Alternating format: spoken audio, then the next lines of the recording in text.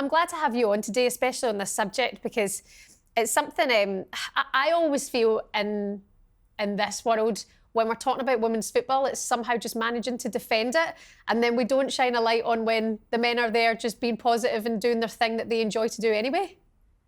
Yeah, absolutely. I think from my perspective, women's football is one which is close to me because from when I was younger, I used to watch, say, Arsenal women, and obviously they were like the standout team from back then with Rachel Yankees and so on. And I remember having the same boots as Rachel, thinking, oh, we've got something in common. And then as the game's grown, I was lucky enough to get to know quite a few people that play within women's sport as well, because I was based in America for the final 2 years of my career playing for Real Salt Lake, and in the same stadium was Utah Royals.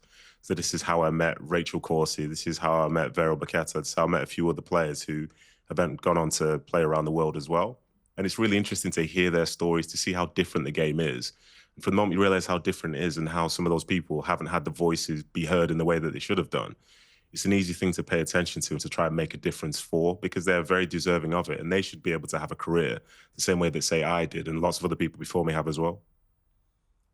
I feel like when you look at, say, Ian Wright, for example, for such a long time, he's an Arsenal fan, right? He's Arsenal through and through, and he treats it as a club. Quite often I've been at Boreham Wood and I've seen him sitting, a couple of rows along from me on a cold, wet, rainy Friday night. He is there watching the women play just because he loves the club. Why can't we see more people like that instead of having to differentiate between men and women, and men's more important than women's? That's a good question, but I think where I would add a bit of nuance to it is that, like, some people like only certain aspects of their club. They only like they don't even like the league. They just like their team playing in this, and it's something that they're familiar with. Whereas I think for Ian, he understands the sort of wider context of what the football club is. Because I think in recent months, for example, we've heard talk about how Sir Jim Ratcliffe and others have mentioned the, say, Man United women's team, almost as if it's just like a little extra that nobody cares about. But in reality, when he bought the club, he's buying the men's team, the women's team, the academy, and everything else that comes with it. Yeah. And he should see it in that manner. I think Ian's very good at highlighting the fact that it is Arsenal. They wear the shirt the same way that you do. They represent you in the same way that, say, the men's team do. And it's in a different league and a different concept, but it's the same sort of thing. And I think it's good to just remind everyone that it is the collective. And, to be honest, from my perspective as well, so I've got 3 kids, my 10-year-old daughter, my 7-year-old daughter, my 6-year-old son. Like, they all support Man City, but my daughter support the women's team. That's what they're connected to more than anything else. Like, I took them to a Manchester derby at the Etihad, which didn't go too well, I'll be honest, a couple of months ago. Yeah. But we were lucky enough to meet a few of the players who weren't available on the day. You're looking at Bunny Shaw at the time, you're looking at Chloe Kelly's, Steph Horton was there, as an ambassador role. And the joy that they had when I took a picture, when I said to my kids, do you want to go and take a picture? Can I go and ask them? I took that picture. That's one of their favorite pictures of their lives so far. And I think it's just a reminder that, there is a lot more to football than just one particular team. And yes, men's football dominates the headlines, dominates all the talk. But there's really good football, really good players, and other aspects of what it is to support a football club that are available to everyone. I look at also managers that have spoken out as well, Nedum, who have taken the side of women, who've picked up reporters. It does feel like it's the language of fans and sometimes press that has to change. It's not, for example, the footballers currently in the men's game or the managers in the men's game. It's not them at all. They're doing their bit. They respect where their club are investing in their women's team as well. It feels like it's a fan and media-based thing. Yeah, for sure. And I think that sums up pretty much so many other forms of football as well, is the language and the way that you talk about certain things that can dictate how some people feel. Even, say, you look at, say, the women that are playing at the highest level, the men that are playing at the highest level, and sometimes they're spoken about as if they're no good. Well, if they were no good, then how come they're doing the thing that you could only dream of doing yourself? Yeah. I think that language does make a difference. At times they want to just put something down because in their mind they believe that it's no good. But in reality, if you talk to them about it, they have no clue. They can't talk about, say, the best players and the growth of the league and how there's so much drive to be successful.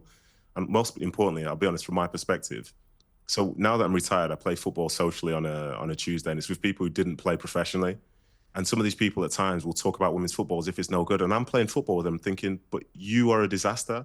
These women are so much better than you. But you're talking about them if they can't do that thing. So when you really pay attention to it, and as I say, I'm lucky enough to be friends with some players, say in Man City's team, like a Jill Roord, for example. What a really good football player. Yeah. Technically, she's better than I was at any point in my career. But she's playing in a field whereby people don't watch it as often, so don't give her the credit that people like her deserve. But as I say, the language, as you mentioned, it's huge. And some people are so lazy with it because they feel it doesn't matter, but it always matters. And if you want to grow the game, you have to make sure you get it right. Yeah, I definitely feel that it is just a negative approach. And also, like Nedum, here on this show, we like to just have a little rant about things now and then. So I'll do it myself right now. It's so cowardly at the same time. Yeah. Like, what is the point in punching down on already a minority? You know, women in football is a minority. What are you gaining from punching down on that? What do people get from that?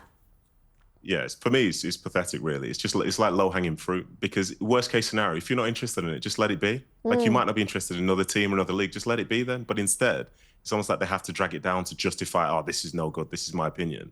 And to be honest, it's a nonsense. And when you see it, you try and go against it. And at times, it feels like it's a thankless task.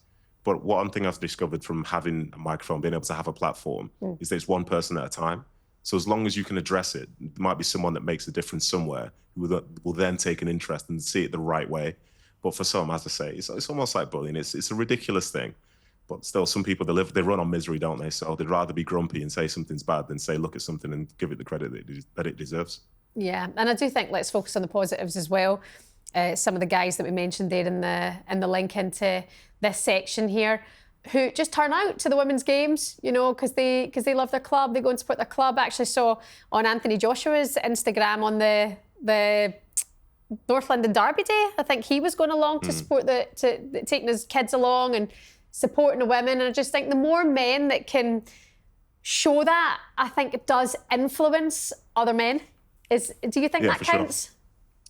Yeah, absolutely. I think this could be much further down the road, but when you normalize it, people then decide to do it themselves. I think at times someone will go to a game and you post a picture and someone thinks, well, you're only doing that because it's some sort of like virtue signaling or it's this, that, and the other. No, the people that are there, myself included, we're there because we want to be there, because we want to watch these players. We want to watch these teams. This is why we are here. And I think, as I say, with the likes of Ian and some of these other big names, like say if Bukayo Saka's at the Emirates watching Arsenal women, that is massive. He's the star of the football club, like overall. Like if he can be there, why can't you be there as well? Like it's normal. Go and watch a game of football. When you go, see the quality, fall in love with the quality and realize that like the teams they're playing against, they're the same teams that the men are playing against. They're the same sort of rivalries that we have there. And the players on the field are as good as we can see in the division. So why not go? And as I say, see more men there and see if they can make a difference. Good for you. Well said. I take it you're a Man City women fan then? Absolutely. I'm a Man City women's fan, Academy fan, Tiddlywinks fan, whatever you want. I'm all blue. I am all blue. And is there a bit of pressure on Gareth now? Because I'm reckoning he's got to start moving along, get a trophy. It's been quite some time, Nedum.